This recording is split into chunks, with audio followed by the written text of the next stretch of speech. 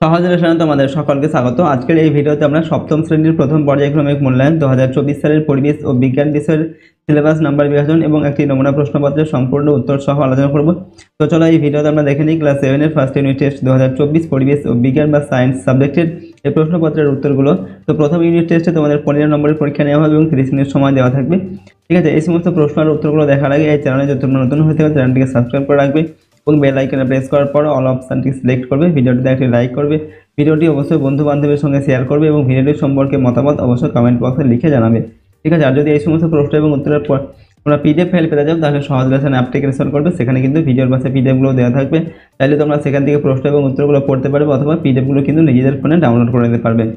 ওকে, তো দেখো তোমাদের সিলেবাসের মধ্যে কোন কোন অধ্যায় রয়েছে। প্রথম যে অধ্যায় ভৌত পরিবেশ, এখান থেকে তোমাদের তাপ অধ্যায়টা থাকবে। ঠিক আছে, প্রথম ইউনিট টেস্টে 2 নম্বর হচ্ছে অনুপরমাণু ও রাসায়নিক বিক্রিয়া। ঠিক আছে, এটা রয়েছে। আর 3 নম্বর হচ্ছে মানুষের খাদ্য। ঠিক আছে, এই 3টি অধ্যায় তোমাদের পড়তে হবে প্রথম ইউনিট টেস্টের জন্য। এবার দেখো কী ধরনের প্রশ্ন তোমাদের পরীক্ষায় দেওয়া থাকবে। তোমাদের টোটাল হচ্ছে 6টি এমসিকিউ প্রশ্ন দেওয়া থাকবে। ঠিক আছে, প্রতিটি অধ্যায় থেকে 2টি করে এমসিকিউ প্রশ্ন দেওয়া থাকবে। এখান থেকে তোমাদের সঠিক উত্তরগুলো বেছে নিয়ে লিখতে হবে।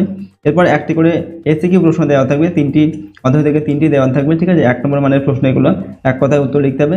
আর 1টি করে 2 নম্বর মানের প্রশ্ন দেওয়া থাকবে 3টি। ঠিক আছে, 3 দুগুণে 6 নম্বর। ঠিক আছে, এক্সট্রা প্রশ্ন তোমাদের দেওয়া থাকতে পারে। এইভাবে তোমাদের 15 নম্বর পরীক্ষা কিন্তু নেওয়া হবে প্রথম ইউনিট টেস্টের জন্য।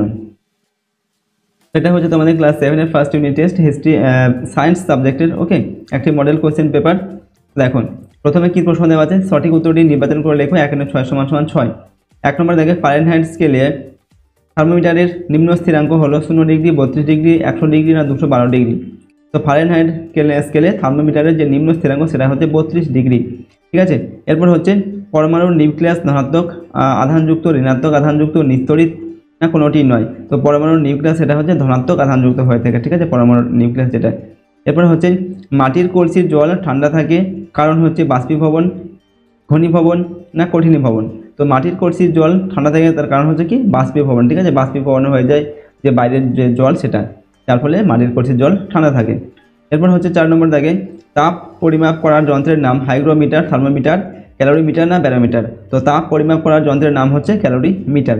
ঠিক আছে, নেক্সট হচ্ছে 5 নম্বর দাগে বরফ গলনের লিনতাপ প্রতি গ্রামে 60 ক্যালোরি। এরপর হচ্ছে 70 ক্যালোরি, 80 ক্যালোরি না 90 ক্যালোরি। তো বরফ গলনের লিনতাপ হচ্ছে প্রতি গ্রামে 80 ক্যালোরি। ঠিক আছে, 6 নম্বর দাগে তরল থেকে কঠিন অবস্থায় পরিবর্তনের নাম গলন, কঠিনীভবন, গলন, ঘনীভবন, কঠিনীভবন না বাষ্পীভবন।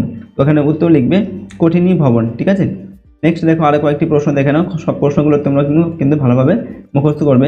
7 নম্বর দেখা হচ্ছে লোহার অভাবে যে রোগটি হয়, লোহা বা আয়রন। ঠিক আছে, একই কথা।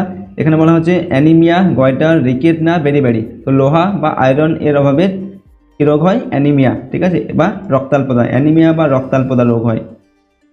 এরপর হচ্ছে 7 নম্বর দাগে 8 নম্বর দাগে কোন ভিটামিনের অভাবে ক্ষতস্থানে রক্ত সহজে জমাট বাঁধে না। উত্তর লিখবে ভিটামিন কে এর অভাবে ক্ষতস্থানে রক্ত সহজে জমাট বাঁধে না। ঠিক আছে, এরপর 9 নম্বর দাগে জলে দ্রবণীয় একটি ভিটামিন হলো vitamin A, vitamin D, vitamin C, vitamin কে।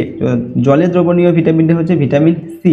ঠিক আছে, এরপর হচ্ছে 10 নম্বর দাগে মানুষের চুলে যে প্রোটিন থাকে তা হলো কেরাটিন, হিমোগ্লোবিন, অ্যালবুমিন।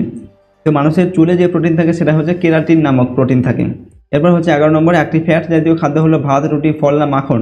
তো এখানে ফ্যাট জাতীয় খাদ্যটি হচ্ছে মাখন। ওকে, এরপর দেখো 12 নম্বর দাগে দানাশস্য জাতীয় খাদ্য নয় চাল, গম, জোয়ার, মসুর। ঠিক আছে, দেখেন মসুর এটা হচ্ছে দানাশস্য জাতীয় খাদ্য নয়, এটা হচ্ছে একটি ডাল জাতীয় খাদ্য। এরপর হচ্ছে 13 নম্বর দাগে আয়োডিনের অভাবে যে রোগটি হয় সেটা হচ্ছে গয়টার, অ্যানিমিয়া, অন্ধত্ব না মেরাসমাস। তো আয়োডিন এর অভাবে হয় গয়টার রোগ। ঠিক আছে, গয়টার বা গলগণ্ড রোগ। ঠিক আছে, হয় আয়োডিনের অভাবে। এরপর হচ্ছে 2 নম্বর দাগে নিচের প্রশ্নগুলোর উত্তর দাও। এখান থেকে তোমাদের 3টি প্রশ্নের উত্তর লিখতে হবে, প্রতিটার মান 1 নম্বর করে। নাম্বার 1-এ দেওয়া আছে এসআইতে চাপের একক লেখো। তো এসআই পদ্ধতিতে চাপের একক হচ্ছে জুল। 2 নম্বর হচ্ছে ডাক্তারি থার্মোমিটারে কোন স্কেল দেওয়া থাকে। তো ডাক্তারি থার্মোমিটারে এখানে ফারেনহাইট স্কেল দেওয়া থাকে। ঠিক আছে, 3 নম্বর সোডিয়ামের পারমাণবিক ক্রমাঙ্ক কত। তো সোডিয়ামের পারমাণবিক ক্রমাঙ্ক লিখবে 11। 4 নম্বর হচ্ছে যৌগিক পদার্থের ক্ষুদ্রতম কণাকে ড্যাশ বলে। তো যৌগিক পদার্থের ক্ষুদ্রতম কণাকে বলা হয় অণু। ঠিক আছে, আর মৌলিক পদার্থের ক্ষুদ্রতম কণাকে বলা হয় পরমাণু। ঠিক আছে, এরপর নাম্বার 5 দেওয়া আছে বিএমআই এর পুরো নাম কি? তো উত্তর লিখবে বডি মাস ইন্ডেক্স, ঠিক আছে, বডি মাস ইন্ডেক্স বিএমআই এর, ঠিক আছে। তো দেখো আরও কয়েকটি প্রশ্ন তোমরা দেখে নাও, 1 নম্বর মানের প্রশ্নগুলো তোমরা ভালোভাবে কিন্তু মুখস্থ করে নেবে। 6 নম্বর দাগে একটি ফাইটোকেমিক্যালস বা উদ্ভিজ্জ রাসায়নিকের নাম হলো ড্যাশ। তো উত্তর লিখবে এখানে ক্যারোটিনয়েডস, ঠিক আছে, ফাইটোকেমিক্যালস বা উদ্ভিজ্জ রাসায়নিক এটা একটি। এরপর হচ্ছে 7 নম্বর চাউমিনে কোন ক্ষতিকারক পদার্থ মিশে থাকতে পারে? উত্তর হবে অ্যাজিনোমোটো বা মনোসোডিয়াম গ্লুকামেট, ঠিক আছে। 7 নম্বর পরের প্রশ্ন দেখো, রক্তের শর্করার মাত্রা বা পরিমাণ বেড়ে গেলে কী রোগ হতে পারে? তো রক্তের শর্করার পরিমাণ বেড়ে গেলে কী হয়? ডায়াবেটিস রোগ হয়, ঠিক আছে। পরের প্রশ্ন হচ্ছে এখানে শিশুদের মারাসমাস রোগের কারণ কি? শিশুদের মারাসমাস রোগের কারণ হচ্ছে প্রোটিন ও শক্তির অভাবে মারাসমাস রোগটি হয়ে থাকে। নেক্সট প্রশ্ন দেখো 9 নম্বর দাগে, ড্যাশ বছর বয়সে শিশুদের কোয়াশিয়রকর রোগ হয়? তো উত্তর লিখবে 1 থেকে 4 বছর বয়সের শিশুদের কোয়াশিয়রকর রোগ হয়, ঠিক আছে। এগুলো হচ্ছে 1 নম্বর মানের প্রশ্ন, সব প্রশ্নগুলো কিন্তু ভালোভাবে তোমরা মুখস্থ। নেক্সট প্রশ্ন দেখো 3 নম্বর দাগে, যে কোনো 3টি প্রশ্নের উত্তর দাও। প্রশ্নের মান হচ্ছে 2 নম্বর করে, 3 দুগুণে 6 নম্বর। তো 1 নম্বর দাগে দেওয়া আছে 40 ডিগ্রি সেলসিয়াস কত ডিগ্রি ফারেনহাইটের সমান তা বের করো। তো কীভাবে বের করবে? আমরা জানি C/5 = F-32/9, এটা হচ্ছে সেলসিয়াস আর ফারেনহাইট স্কেলের মধ্যে সম্পর্ক, ঠিক আছে। এখান থেকে আমাদের এই F এর মানটাকে বের করতে হবে। C এর মান দেওয়া আছে 40, তো F সমান কত হবে সেটা বের করতে হবে। তো C এর জায়গায় আমরা 40 লিখলাম, 40/5, ঠিক আছে, সমান সমান F-32/9। এবার এই 40 আর যদি 5 কেটে দেওয়া হয় কত হবে? 5 আর 40 উপরে হবে কত? 8। এই 8টাকে আমরা কী করলাম? সমান চিহ্নের ডান দিকে নিয়ে গেলাম, আর F-32টাকে আমরা প্রথমে লিখলাম, আগে লিখলাম, তারপর সমান সমান লিখলাম 8। এবার কি করব? F-32 সমান সমান 8, কোনাকুনি এটা গুণ হবে, 8 আর 9, তো 8 9 72 হবে, ঠিক আছে। এখান থেকে আমরা F এর মান বের করবো, F সমান সমান -32টা সমান চিহ্নের ডান দিকে নিয়ে গেলে কী হবে? প্লাস হয়ে যাবে। তো 72 যোগ 32, 72 আর 32 যোগ করলে কত হয়? 104 হয়, ঠিক আছে। অর্থাৎ F এর মান আমরা কত পেলাম? 104 পেলাম। তো উত্তর লিখবো অতএব 40 ডিগ্রি C সমান সমান হচ্ছে 104 ডিগ্রি ফারেনহাইট, ঠিক আছে। এটাই হচ্ছে 40 ডিগ্রি সেলসিয়াস সমান কত ডিগ্রি ফারেনহাইট, সেটা আমরা বের করলাম। এখানে যদি তোমাদের 40 এর জায়গায় অন্য কোনো মান দেওয়া থেকে 50, 60 কিংবা 70, সেক্ষেত্রে তোমরা এই একই সূত্রের সাহায্যে কিন্তু মানটাকে বের করতে পারবে, ওকে। এরপর দেখো 2 নম্বর দাগে, কোনো বস্তুর উষ্ণতা বৃদ্ধি বা হ্রাসের জন্য কতটা তাপ নেবে বা হারাবে তা কোন কোন বিষয়ের উপর নির্ভর করে? তো উত্তর লিখবে কোনো বস্তুর উষ্ণতা বৃদ্ধি বা হ্রাসের জন্য বাইরে থেকে কত তাপ নেবে বা হারাবে তা 3টি বিষয়ের উপর নির্ভর করে। যেমন 1 নম্বর হচ্ছে বস্তুর ভর, বস্তুর ভর যত বেশি গৃহীত বা বর্জিত তাপ তত বেশি হবে। এরপর হচ্ছে বস্তুর উষ্ণতার পরিবর্তন, যত বেশি উষ্ণতার পরিবর্তন হবে তত বেশি তাপ গ্রহণ বা বর্জন হবে, ঠিক আছে। নেক্সট হচ্ছে আপেক্ষিক তাপ, আপেক্ষিক তাপ যত বেশি গৃহীত বা বর্জিত হবে তাপের পরিমাণ তত বেশি হবে, ঠিক আছে। তাছাড়া বস্তুর উপাদানের উপরেও গৃহীত বা বর্জিত তাপ নির্ভর করে। এগুলো হচ্ছে গৃহীত বা বর্জিত তাপের, ঠিক আছে, নির্ভর করে আর কি, ঠিক আছে, কোনো বস্তুর। নেক্সট দেখো 3 নম্বর দেখো, হাতে স্পিরিট বা ইথার ঢাললে ঠান্ডা অনুভূত হয় কেন? সেক্ষেত্রে উত্তর লিখবে স্পিরিট বা ইথার আসলে উদ্বায়ী পদার্থ। এই ধরনের পদার্থ খুব তাড়াতাড়ি বাষ্পীভূত হয়। বাষ্পীভবনের জন্য হাত থেকে লিনতাপ সংগ্রহ করে, ফলে হাতের তাপমাত্রা পরিবেশের থেকে কমে যায়, তাই হাতে স্পিরিট বা ইথার ঢালে ঠান্ডা অনুভূত হয়। 4 নম্বর হচ্ছে পরমাণু নিস্তরিত হয় কেন? উত্তর লিখবে পরমাণুর মধ্যে থাকা ঋণাত্মক আধানযুক্ত প্রোটন এবং ধনাত্মক আধানযুক্ত প্রোটন আর হচ্ছে ঋণাত্মক আধানযুক্ত ইলেকট্রন সমান সংখ্যায় থাকে বলে পরমাণু নিস্তরিত হয়। অর্থাৎ পরমাণুতে ইলেকট্রন আর প্রোটন সমান সমান থাকে, তাই জন্য পরমাণু হয় নিস্তরিত, ঠিক আছে। তো তোমাদের এখানে 3টি প্রশ্নের উত্তর লিখতে বলা হয়েছে, 3 দুগুণে 6 নম্বর, ঠিক আছে। এক্সট্রা কয়েকটা প্রশ্ন দেখে নাও, এই প্রশ্নগুলো অবশ্যই তোমরা কিন্তু ভালোভাবে মুখস্থ করবে। এখানে দেখো বলা হচ্ছে 5 নম্বর দাগে একটি কার্বন পরমাণুর ভর সংখ্যা 12 এবং পারমাণবিক সংখ্যা 6, ঠিক আছে, চিত্রের সাহায্যে এঁকে দেখাও। তো এই চিত্রটা তোমরা এভাবে এঁকে দেখাবে। একটি কার্বন পরমাণুর ভর সংখ্যা হচ্ছে 12, ভর সংখ্যা মানে হচ্ছে কি প্রোটন সংখ্যা প্লাস নিউট্রন সংখ্যা, ঠিক আছে। তো প্রোটন আর নিউট্রন থাকে এই নিউক্লিয়াসের মধ্যে, এই যে অংশটা, এই অংশটাকে বলা হয় নিউক্লিয়াস। এখানে প্রোটন আর নিউট্রন থাকে, প্রোটন হচ্ছে কি প্লাস, আর নিউট্রন হচ্ছে নিস্তরিত, এটাকে এরকম, ঠিক আছে, নিউট্রনের কোনো চিহ্ন হয় না। তো 6টা থাকে প্রোটন আর 6টা থাকে কি নিউট্রন, ঠিক আছে। আর কোনো পরমাণুতে যতগুলো প্রোটন থাকে ততগুলো কিন্তু ইলেকট্রন তার বাইরে আবর্তন করে। তো 6টা ইলেকট্রন থাকবে, তো প্রথম কক্ষে 2টো ইলেকট্রন থাকবে, তার বেশি থাকবে না। তো 4টি ইলেকট্রন আর থাকবে, সেই 4টি আমরা পরের যে কক্ষপথ সেখানে দিতে হবে, ঠিক আছে, 1টা 2টো 3টে 4টে, ঠিক আছে। আর এই প্রথম কক্ষপথে 2টি, এটা হচ্ছে তোমাদের প্রোটন, এটা হচ্ছে নিউট্রন, 6টা 6টা।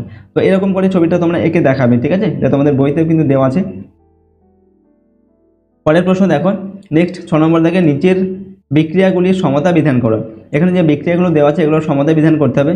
এখানে দেওয়া আছে N2 প্লাস H2, অ্যারো দিয়ে দেওয়া আছে NH2, ঠিক আছে। তো এটাকে সমতা বিধান করলে কি, সমতা বিধান মানে ডান দিকের বাঁ দিকের যে পরমাণু সংখ্যা সেগুলোকে সমান করতে হবে আমাদের। এখানে ডান দিকে দেখো, বাঁ দিকে নাইট্রোজেন দুটি আছে, ঠিক আছে। তো ডান দিকে যে নাইট্রোজেন হচ্ছিল কত, ডান দিকে নাইট্রোজেন ছিল একটা, তার জন্য এর আগে আমরা 2 দিলাম, তাহলে ডান দিকে নাইট্রোজেন হয়ে গেল 2টো, আর বাঁ দিকেও আছে 2টো। এবার ডান দিকে আমাদের হাইড্রোজেন ছিল 3টি, ঠিক আছে, 3টি, আর এই 2 এখানে দিতে 3 দুগুণে 6 হয়ে গেল। এবার এখানে বাঁ দিকে আমাদের হাইড্রোজেন ছিল 2টি, তো এর 2 এর আগে যদি 3 দিই, 3 দুগুণে 6 হয়ে গেল, তাহলে হাইড্রোজেন হয়ে গেল 6টা, নাইট্রোজেন হয়ে গেল কটা, 2টো, ঠিক আছে। তো দুদিকেই পরমাণু সমান হয়ে গেল। এভাবে কিন্তু সমতা বিধান করতে হবে। নাম্বার বিতে দেওয়া আছে C+O2, অ্যারো দিয়ে দেওয়া আছে CO। তো এখানে C আর O এই যে পরমাণুগুলো এগুলো সমান করতে হবে। তো বাঁ দিকে C আছে 2টি, ডান দিকে C আছে, বাঁ দিকে C আছে 2টি, ডান দিকে C আছে একটা, ঠিক আছে। আর বাঁ দিকে অক্সিজেন ছিল 2টি, তো ডান দিকে অক্সিজেন আমাদের যদি সমান করতে চায় তাহলে CO এর আগে 2 দিতে হবে, তাহলে 2টি অক্সিজেন হয়ে গেল। এখানে C অর্থাৎ কার্বনের 2টি হয়ে গেল, তাই এখানে C এর আগে কিন্তু 2 দিতে হবে। তাহলে এখানে দুদিকে 2টো হয়ে গেল কার্বন, 2টো হয়ে গেল এদিকেও কার্বন, এখানে অক্সিজেন 2টি, এখানে অক্সিজেন 2টি। এরপর দেখো 7 নম্বর দেখে ফাইটোকেমিক্যালস বা উদ্ভিজ রাসায়নিক আমাদের শরীরে কি সাহায্য করে। উত্তর কি লিখবে না, ফাইটোকেমিক্যালস বা উদ্ভিজ রাসায়নিক মানুষের খাদ্যে উপস্থিত থেকে বিভিন্ন শারীরিক সমস্যা থেকে বাঁচায়, ঠিক আছে। যেমন হচ্ছে ফ্ল্যাভোনয়েড নামক এক প্রকার ফাইটোকেমিক্যালস মানবদেহকে তাড়াতাড়ি বুড়ো হয়ে যাওয়া থেকে আটকায়, হৃৎপিণ্ডের কাজ ঠিকঠাক রাখে, ঠিক আছে, হাড়কে শক্ত রাখে, ক্যান্সারের সম্ভাবনা কমায়। এগুলো হচ্ছে ফাইটোকেমিক্যালস বা উদ্ভিজ রাসায়নিক এর কাজ আর কি, ঠিক আছে। এরপর দেখো 8 নম্বর দেখে কৃত্রিম রং মেশানো খাবার খেলে কি সমস্যা হয়। উত্তর লিখবে কৃত্রিম রং মেশানো খাবার খেলে আমাদের নানান রকমের শারীরিক অসুবিধা হয়, যেমন হৃৎপিণ্ড, যকৃত, মস্তিষ্কের ক্ষতি হতে পারে, ঠিক আছে। এই সমস্ত সমস্যাগুলো কিন্তু হতে পারে। 9 নম্বর হচ্ছে দেহের ওজন বেড়ে যাওয়ার ফলে কী কী সমস্যা হতে পারে। উত্তর কি লিখবে, 1 নম্বর দিয়ে রক্তচাপ ক্রমাগত বাড়তে পারে। 2 নম্বর হচ্ছে রক্তে শর্করার পরিমাণ বেড়ে গিয়ে ডায়াবেটিস হতে পারে। 3 নম্বর হচ্ছে রক্তনালীর গায়ে লিপিড, ঠিক আছে, লয়সি পয়সি ড হবে, লিপিড জমে রক্তনালীর ব্যাস কমে যেতে পারে। 4 নম্বর হচ্ছে অস্থি সন্ধিতে ব্যথা ও ক্যান্সার হতে পারে, ঠিক আছে। এই সমস্যাগুলি কিন্তু হতে পারে ওজন বেড়ে যাওয়ার ফলে, ঠিক আছে। তো দেখো এই ভিডিওতে আমরা ক্লাস 7-এর তোমাদের ফার্স্ট ইউনিট টেস্ট 2024 সালের সায়েন্স সাবজেক্টের সিলেবাস নাম্বার বিভাজন এবং একটি নমুনা প্রশ্নপত্র, গুরুত্বপূর্ণ প্রশ্ন এবং উত্তর সহ কিন্তু আলোচনা করলাম। এই সমস্ত প্রশ্নগুলো তোমরা ভালোভাবে প্র্যাকটিস করবে তোমাদের প্রথম ইউনিট টেস্টের পরীক্ষার জন্য। এর মধ্যে থেকে সাধারণত তোমাদের প্রশ্ন দেওয়া হয়, সুতরাং সমস্ত প্রশ্নগুলো উত্তরগুলো তোমরা ভালোভাবে কিন্তু প্র্যাকটিস করে নেবে। ওকে, আর যদি এই চ্যানেলে নতুন হয়ে থাকে চ্যানেলটিকে সাবস্ক্রাইব করে রাখবে এবং বেল আইকনে প্রেস করার পর অল অপশনটিকে সিলেক্ট করবে, ভিডিওটিতে একটি লাইক করবে, ভিডিওটি বন্ধু বান্ধবের সঙ্গে শেয়ার করবে এবং ভিডিওটি সম্পর্কে মতামত তোমাদের কমেন্ট বক্সে অবশ্যই কিন্তু লিখে জানাবে, ঠিক আছে। আর যদি এই সমস্ত প্রশ্নোত্তরের PDF ফাইল পেতে চাও তাহলে সহজ লেসন অ্যাপটিকে ইনস্টল করবে, সেখানে ভিডিওর পাশে PDF-গুলো দেওয়া থাকবে, চাইলে সেখান থেকে প্রশ্নোত্তরগুলো পড়তে পারবে অথবা PDF-গুলো তোমাদের নিজের ফোনে কিন্তু ডাউনলোড করে নিতে পারবে। তো আজকের এই ভিডিওটিকে আমরা এখানে শেষ করছি। সম্পূর্ণ ভিডিওটি দেখার জন্য অসংখ্য ধন্যবাদ।